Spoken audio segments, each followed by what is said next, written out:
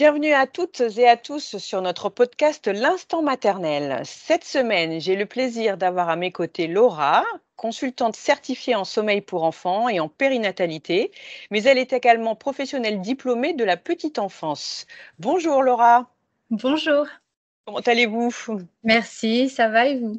Oui, ça va, on est ravis de vous avoir à nos côtés pour éclairer certains points qui vont certainement intéresser toutes nos auditrices. Donc, merci beaucoup d'avoir accepté de venir discuter avec nous aujourd'hui. Et alors, avant qu'on rentre dans le sujet, puisqu'on a vraiment décidé aujourd'hui de donner un éclairage particulier sur le sommeil de nos tout petits et pourquoi pas de nos enfants un petit peu plus grands, mais avant de rentrer dans le vif du sujet, dites-nous qui vous êtes au sens en quoi consiste votre métier? Parce que c'est vrai que consultante certifiée en sommeil pour enfants, j'avais jamais entendu moi. Oui, OK.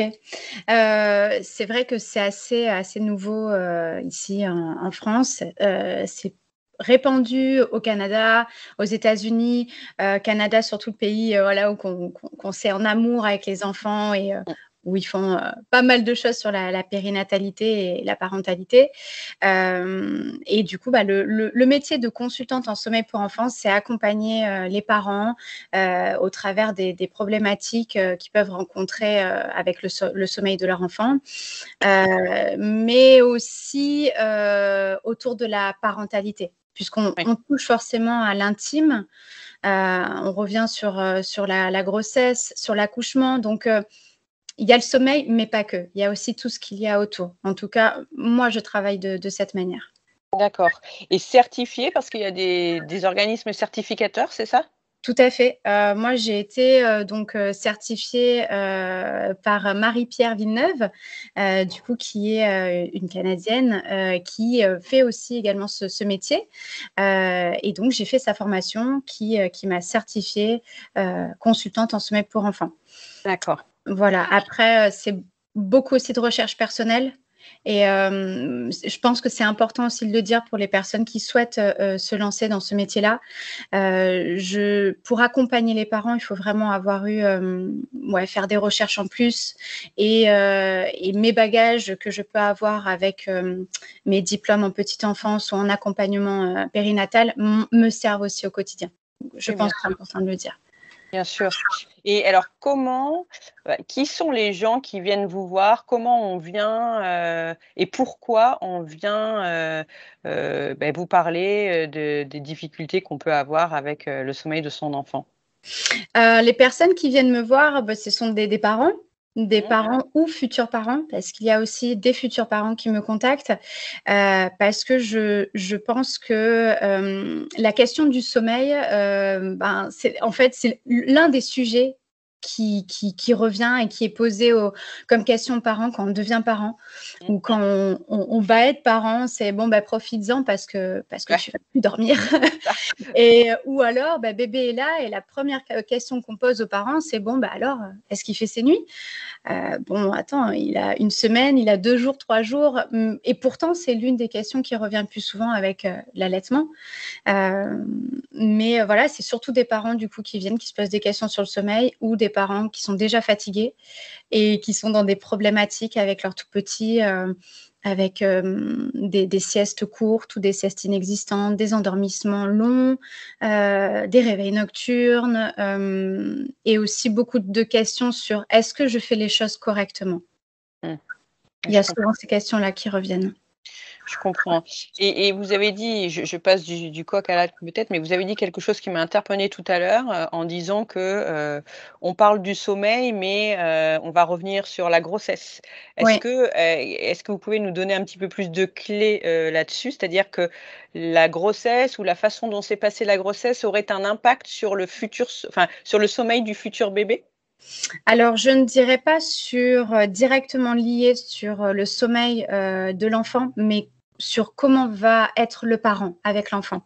D'accord. Quand il y a eu un parcours long, pour avoir un enfant, par exemple, ou qu'il y a eu des arrêts de grossesse, j'aime pas trop dire fausse couche, j'aime bien Oui. dire arrêt de grossesse, parce que pour moi la fausse couche, ça met aussi, dans l'idée que quelque chose n'a pas existé.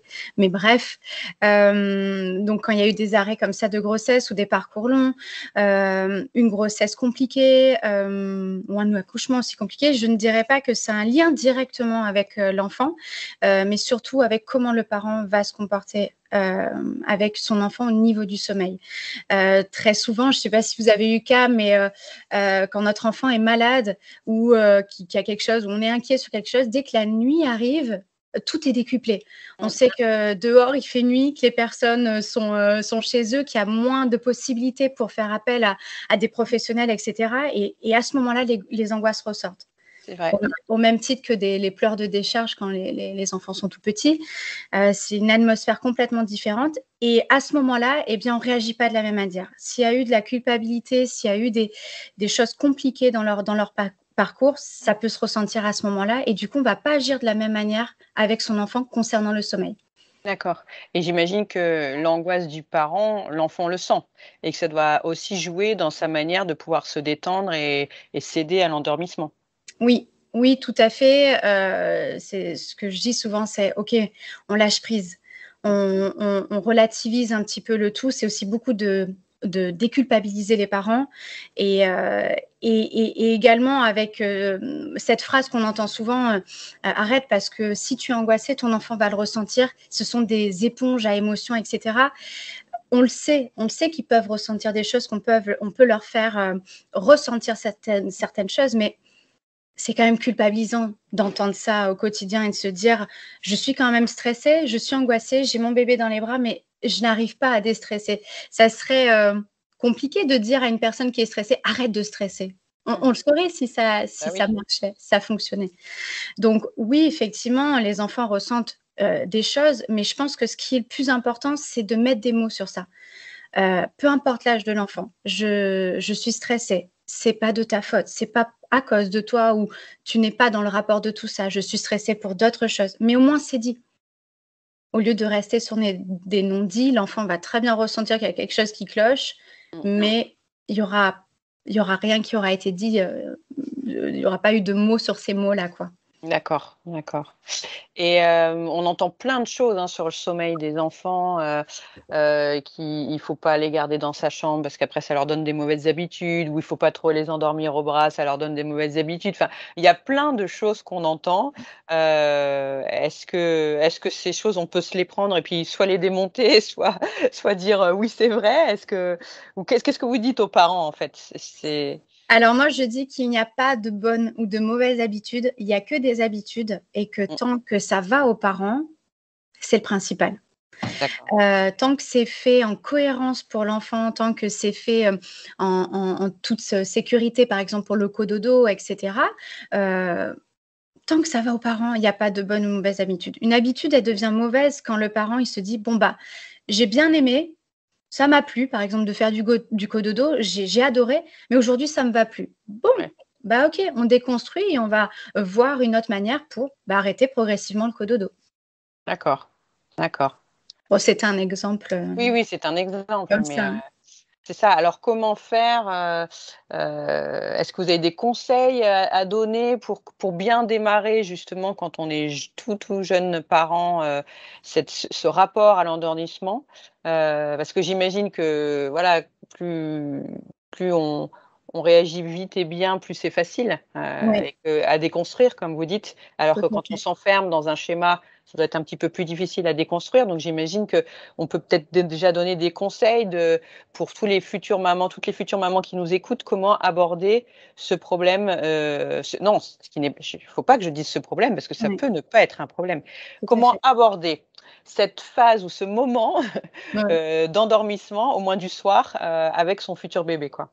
Alors, pour les parents, les plus de jeunes enfants, on va dire, 0, 3 mois, déjà à ce moment-là, c'est la découverte de votre bébé et la découverte de vous en tant que parent et ça, peu importe, si on est au 2e, 1er, 2e, 3e, 4e enfant, c'est toujours une découverte et là, dans cette période-là, il n'y a pas de notion d'habitude pour l'enfant. Donc on peut autant le porter, le câliner, l'endormir au bras, au sein, au biberon, peu importe. Il n'y a pas de notion d'habitude. Donc là, à ce moment-là, la seule clé, c'est profiter, vous faites du mieux que vous pouvez et les choses viendront après petit à petit. Et elles viennent petit à petit aussi par la force des choses parce que l'enfant arrive dans une découverte au monde à 3-4 mois. Donc on sent que c'est plus non plus le même bébé, que c'est plus c'est plus un nourrisson en tout cas. C'est forcément le Mmh. même bébé, mais un Oui, bébé qui oui. a grandi, quoi. Ça. Donc surtout, voilà, d'appréhender son rôle, son nouveau rôle et de faire cette place à ce bébé-là et de vraiment déculpabiliser sur ça et de chasser un peu les idées reçues qu'on peut recevoir, surtout dans cette période où il faut pas oublier qu'on est vulnérable, que ce soit la maman ou le second parent. On est vulnérable à ce moment-là et des discours qu'on peut entendre sur l'allaitement, le biberon, le sommeil, etc. Ben, ok, ça on en voit valser par contre. D'accord. Après, ben c'est toujours délicat, c'est les habitudes qu'on souhaite mettre en place. On peut arriver à 3-4 mois et puis se dire, il y a certains parents qui vont se dire, bon, ben, ok, 3-4 mois, c'est le moment où je décide de le mettre dans sa chambre tout seul, ou finalement on continue qu'au dodo, etc. J'ai pas vraiment de conseils à proprement parler, pardon, à ce moment-là, si ce n'est de faire les choses en cohérence et surtout, c'est assez délicat en fait de donner un conseil à ce moment-là. Le plus important, c'est ce que vous voulez mettre en place et s'il y a des choses qui vous posent des questions, etc., de se faire accompagner ou de regarder les comptes Instagram. Maintenant, il y a plein de comptes qui parlent du sommeil, des enfants, etc. Mais après, voilà, je ne sais pas si j'ai répondu du coup à la question. Non, mais j'imagine, c'est pour bien comprendre que, du coup, comment ça se passe quand quelqu'un vient vous voir? Alors là, j'ai posé la question dans le sens, conseil aux futurs parents, donc c'était un peu Oui, vague effectivement, mais quand des jeunes parents, du coup, après cette période de découverte de 3 mois où oui, on apprend juste, on teste des choses, on voit ce qui convient au bébé, aux parents, et on arrive dans une phase où justement peuvent se créer là des problèmes, où justement, les situations ou la façon dont c'est géré ne conviennent soit pas à bébé, soit pas aux parents et qu'il faut réagir. C'est dans ce cas-là, oui, je pense qu'on vous consulte. oui, J'imagine là aussi qu'il y a pas de conseil tout fait, hein, que vous vous adaptez, à tout à l'enfant, fait. aux parents, au rythme, à la configuration de la maison. Enfin et je pense qu'il y a plein de choses à prendre en compte. Mais voilà, qu'est-ce que vous allez apporter? Vous déplacez chez les gens, vous les regardez faire, concrètement, comment vous intervenez? Alors, je me déplace pas chez les personnes, chez les parents, on est en visio, c'est des rendez-vous en visio. Ils ont un questionnaire à remplir avant, moi qui me permet d'avoir plus de détails et surtout de préparer notre entretien, notre consultation. Et c'est justement ce que je vous disais tout à l'heure, on revient sur la grossesse, l'accouchement. Donc, ils me racontent un petit peu leur parcours et après, on en parle ensemble lors de la consultation, puis notamment des habitudes qui se sont mises en place et qui Mmh. sont en place actuellement dans la situation telle qu'elle est quand ils me contactent. À partir de là, je leur demande qu'est-ce qui ne va pas pour eux? Qu'est-ce Mmh. qu'ils aimeraient changer dans tout ça? Et à partir de là, on va travailler. C'est vrai que souvent, les parents me contactent, alors pas souvent, mais c'est vrai que j'ai des parents qui me contactent arrivés aux 4-5 mois de l'enfant. Et c'est à des périodes assez importantes en termes de développement de l'enfant. Il y a ce qu'on appelle les régressions du sommeil. Je ne sais pas si ça vous parle. Non? Les régressions du sommeil, alors ce que moi j'aime bien appeler progression du sommeil parce qu'en fait, enfin progression pardon, pas de sommeil mais progression parce qu'à ce moment-là, c'est des moments en fait où, l'enfant a développe des choses en plus. Donc, on va en avoir plusieurs à 4 mois où il y a l'ouverture au monde, c'est ce qu'on disait tout à l'heure. Et très souvent, 4 mois, on avait un petit bébé qui s'endormait très, très bien dans les bras et puis qui pouvait dormir, enchaîner plusieurs cycles. Et puis d'un coup, ça se dégringole, on ne comprend pas pourquoi. Donc ça, c'est une première phase, 4 mois. Ensuite, on en a une à 8 mois avec l'angoisse de séparation, 12 mois avec les premiers pas, le fait que l'enfant se met debout, qui génère tout ça des petites angoisses et du stress. Et après, 18 mois, nouvelle angoisse de séparation et 24 mois avec les 2 ans, la frustration, le développement des émotions et l'entrée à l'école pour la toute dernière. Et tout ça, ce sont des étapes importantes où les parents me contactent en me disant ça allait et puis d'un coup, ça ne va plus. Ouais. Et souvent, c'est effectivement dû à ces régressions du sommeil, entre guillemets, mais qui sont finalement des progressions qui peuvent engendrer du stress, de l'angoisse, et il faut les accompagner. Ouais. Accompagner ça aussi pour le sommeil. Et à ce moment-là, s'il y a eu des habitudes qui ont été prises, par exemple, j'endors mon bébé au bras et puis je le pose, il est déjà endormi dans son lit, et bien arriver à des étapes charnières comme celle-ci, ça marche plus.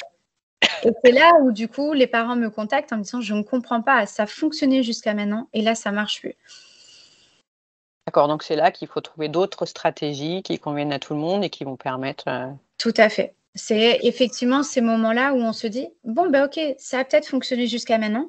Peut-être que ça ne vous va plus, peut-être que ça ne va plus non plus à votre enfant et on va trouver d'autres manières de faire ou de nouvelles choses à mettre en place». Des fois, il faut pas grand-chose, des fois, il faut un peu plus de temps pour qu'il y ait du positif dans tout ça. D'accord. Et alors là, j'imagine que ça s'adresse plutôt à des enfants, vous me direz quel âge. On parle souvent du rituel du coucher, justement Oui.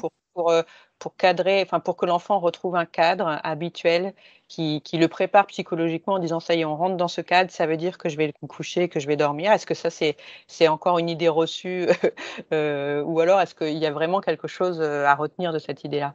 Non, tout à fait. Je conseille, de mettre en place un rituel, du coucher, c'est très, très important. C'est vraiment une base importante au niveau du sommeil et on ne se rend pas compte, mais même nous, adultes, on a un rituel. Mmh mh. On a un rituel du coucher, sauf qu'on le fait un petit peu, machinalement, mais on a un rituel qui nous sécurise dans notre, environnement pour dormir. Nos enfants, c'est pareil et ça, dès la naissance, on peut mettre en place un rituel. Alors bien sûr, à la naissance, le rituel ne sera pas le même qu'un rituel avec un enfant de 2 ans et demi, 3 ans, mais il y a déjà des choses qui s'installent. Alors, je fais juste un petit point à la naissance, très souvent, on rentre à la maison, on est complètement, déboussolés, hein. Ouais, Mais voilà, ne serait-ce que je change la couche et on va dans la chambre, c'est mmh, un rituel. d'accord. Donc après, on mettra des étapes en plus l'enfant grandira et puis on mettra des étapes en plus pour qu'il comprenne qu'effectivement, c'est le moment du coucher, que c'est un bon moment et qu'on est content d'aller au lit. Mais nourrissons, forcément que ce sera moins important en termes de temps. Mais après ça peut venir très vite parce qu'il y a souvent aussi l'histoire du soir pour les enfants plus âgés dans le rituel du Oui. coucher. Mais des histoires ou des livres ou des belles images à regarder, on peut en montrer très tôt dans la vie du petit bébé. Exactement et il n'y a pas que les histoires. Mmh. Très souvent, on se dit, c'est les histoires, c'est ça le rituel. Mais il n'y a pas que ça et pour un parent qui, n'aime pas forcément lire, soit il va le faire à contre-cœur parce qu'on s'est dit: «Bah, ouais, mais en fait, il faut, lire des histoires parce que ça se passe comme ça le rituel». Non, en fait, le plus important du rituel, c'est que ce soit un bon moment pour tout le monde, qu'il vous Mmh. plaise et qu'il plaise aussi à votre enfant. Donc ça peut être du toucher, des massages ou, juste des touchés du toucher, pardon. Ça peut être une petite berceuse, une petite chanson ou des mots doux, tout simplement, qui vont être dits à son enfant. Ça aussi, c'est un rituel. Ce n'est pas que l'histoire. D'accord, très bien. Et est-ce qu'il y a aussi des gens qui vous consultent pour des problèmes de sommeil d'enfants, beaucoup plus grands? Je sais pas, 6 ans, 7 ans, Oui, tout à fait. Moi, je consulte donc de 0 à 6 ans. Bien sûr, ça ne sera pas les mêmes problématiques et arrivé à 5-6 ans, directement à partir de l'entrée à l'école, on a quand même d'autres problèmes. Avec l'école qui est là et avec tout ce que ça comporte et cette soif d'apprendre, le cerveau qui du coup a du mal à tout emmagasiner, donc on a d'autres problèmes mais ouais, il y a aussi des enfants un petit peu plus grands. Et il y a aussi des solutions pour ces enfants-là? Oui, tout à fait. Tout à fait, sachant que le sommeil se stabilise vraiment aux alentours de 6 ans, donc il peut y avoir des problèmes de sommeil, jusqu'à 6 ans et il y a aussi la réalité des problèmes de sommeil avec des troubles du sommeil qui peuvent être plus importants et qui peut nécessiter, l'intervention d'un médecin spécialiste à ce moment-là. D'accord. Et des petites choses qui me viennent comme ça, sans rapport, que pensez-vous des veilleuses? Parce que souvent on a les peurs qui se mettent en place aussi. Oui, Je ne sais pas à quel âge vous avez dit que les peurs se mettaient en place, les cauchemars, les terreurs nocturnes. Est-ce qu'on peut alors aborder ça? oui, tout à fait. La peur du noir ou la peur des petites choses comme ça, va être aux alentours de 18 mois, on est d'accord? C'est des moyennes qui sont données, Oui, c'est pas pile poil, hein, oui, 18 bien sûr. mois. Mais à ce moment-là, l'enfant peut commencer à avoir des peurs et à demander à ce qu'il y ait une petite lumière. L La seule chose à ce moment-là, quand il y a une veilleuse et peu importe, l'âge de l'enfant, le conseil que je donne, c'est OK pour les veilleuses, il y a pas de problème, mais maintenez l'enfant dans le même environnement de sommeil. C'est-à-dire que si vous utilisez une veilleuse jusqu'à l'endormissement, je préconise à ce que cette veilleuse, elle soit aussi utilisée la nuit, qu'elle soit allumée en continu. Pour la raison suivante, c'est que, l'environnement de sommeil doit bouger le moins possible. C'est-à-dire que si votre enfant s'endort, et bien, avec justement cette lumière, lorsqu'il se réveille la nuit, qu'il y a un micro-réveil, l'environnement aura changé le moins possible pour qu'il se sente totalement en sécurité et en confiance. Donc OK pour les veilleuses, mais en continu et le problème de certaines veilleuses, c'est que, ben, elles sont pas forcément en continu ou alors il y a un timer, faut les rallumer, donc pour le choix d'une veilleuse, si en tout cas c'est pour jusqu'à un endormissement, autant qu'elle fonctionne toute la nuit. Si elle est utilisée par exemple pour apaiser bébé, je pense surtout aux tout petits, pour les apaiser pendant le rituel, aucun problème. Celle-ci, elle peut être, durer 5-10 minutes, il y a pas de problème, le temps qu'on fait un câlin. Puis une fois que le câlin est terminé, que le rituel est terminé, on éteint la veilleuse et bébé est posé dans son lit, dans le noir total. D'accord, très bien. Et les terreurs nocturnes alors qui arrivent un petit peu plus Ouais, tard encore? oui, un tout petit peu plus tard avec les cauchemars. Mmh. C'est Heu, différent, une terreur nocturne et un cauchemar? oui, ouais, ouais, D'accord, les cauchemars interviennent surtout en sommeil paradoxal, donc la d'accord. phase des Des rêves. rêves? La terreur nocturne, finalement, elle peut arriver, un peu à n'importe quel moment. Elle peut arriver à on dit qu'elle, arriverait en seconde partie de nuit. Or, elle peut arriver que ce soit en début de nuit ou en milieu de nuit tant qu'on est dans le cycle en fait, hem, correspondant. Donc la différence avec les cauchemars et les terreurs nocturnes, la plus grande différence, c'est que l'enfant va se souvenir d'un cauchemar. La terreur nocturne ne s'en souviendra pas. D'accord. Un cauchemar, quand l'enfant fait un cauchemar, qu'il nous appelle ou qu'il pleure, on y va, on le console, on le réconforte et ça fonctionne. Il est apaisé par notre présence et cetera. Une terreur nocturne, on aura beau aller voir notre enfant, s'il est en pleine terreur nocturne et c'est ce que disent souvent les parents: «J'y vais, mais c'est comme si j'étais pas là». Mmh, L'enfant ne se souvient pas, ne sait pas vraiment ce qu'il se passe parce qu'il ne s'en rend pas compte et on aura beau être à côté de lui, ça ne l'apaisera pas. d'accord. Donc à ce moment-là, eh bien, c'est terrible à dire et à faire. La seule chose qu'il y a à faire, c'est de rester à côté de son enfant, le sécuriser, en faisant en sorte qu'il ne puisse pas se faire mal dans sa chambre s'il se lève ou autre et attendre que ça Mmh, passe. Et une fois que la crise est passée, la terreur nocturne est passée, eh bien d'être là pour son enfant, de faire les câlins. Mais à ce moment-là, il y a rien à faire d'accord. que d'attendre. Ça serait même pire, en fait, d'intervenir à ce moment-là, puisque l'enfant ne se rend pas compte de ce qu'il est en train de vivre, et donc le parent qui intervient en voulant bien faire, en voulant le réveiller, l'enfant se réveille. Lui, pour lui, il faisait sa nuit normalement et voyant son parent avec la lumière allumée, en panique totale, ben, il va se dire: «OK, il y a quelque chose qui se passe quand je dors, Ouais, donc il faut que je m'inquiète» et là, ouais, on ouais. peut rentrer dans quelque chose où, OK, en fait, quand je dors, papa et maman, ils sont inquiets, donc je vais arrêter de dormir et là, on Ouais. rentre après dans d'autres problèmes. D'accord. D'accord, d'accord et ces terreurs nocturnes, elles passent tout parce qu'il y a rien à faire, on se sent démuni, mais du coup, la question, c'est est-ce qu'elles passent un jour? Est-ce que Souvent, ce sont des épisodes, d'accord. passagers. Effectivement, ça peut être dû à une forte fièvre, Mmh. ça peut être dû à une maladie, hein, quand je dis forte fièvre, maladie, ou à des, événements importants dans la vie de l'enfant. D'accord. L'entrée à l'école ou une séparation ou un déménagement. Du coup, des émotions, en fait, fortes qui vont être mis, du coup, bah, dans ces terreurs nocturnes, quoi. Ou des angoisses en journée, ou des mots qui n'ont pas été dits, en fait, tout simplement et générer du stress important. Maintenant, ça ne veut pas dire que l'enfant qui fait des terreurs nocturnes, le parent a fauté quelque part ou Oui, il a loupé quelque chose. Pas du tout. Mais voilà, ça peut être dû à aussi un événement particulier et là, il est du coup important de renforcer le rituel, de parler avec son enfant et ça, peu importe l'âge. Souvent, j'ai des parents qui me disent: «Mais bon, il est tout petit, alors je lui parle, mais bon, est-ce que ça sert vraiment à quelque chose?» et oui, oui. oui, ça sert. Ça sert sans forcément rentrer dans des discours, mais ça sert et le moment propice, c'est ce que je dis aux parents que j'accompagne, n'attendez pas forcément que votre enfant vous regarde dans le blanc des yeux. Votre enfant, quand il joue, c'est le meilleur moment pour lui parler.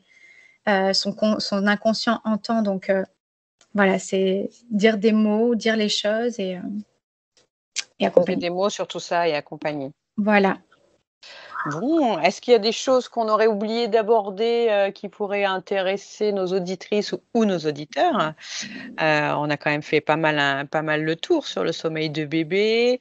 Il y a pas de bon moment pour consulter, en fait. Dès que les parents, se posent des questions ou se sentent inconfortables avec les habitudes du moment, ils consultent, quelqu'un comme vous, quoi. Oui, tout à fait et il vaut mieux le faire, tôt, Oui, que «tard» entre guillemets. C'est jamais trop tard, mais quand, plus ça s'installe, plus les problèmes s'installent, les problèmes de sommeil, et plus le parent du coup, les parents sont fatigués mmh, et pour accompagner, ça peut être beaucoup plus difficile. C'est pas impossible, mais ça peut être beaucoup plus difficile.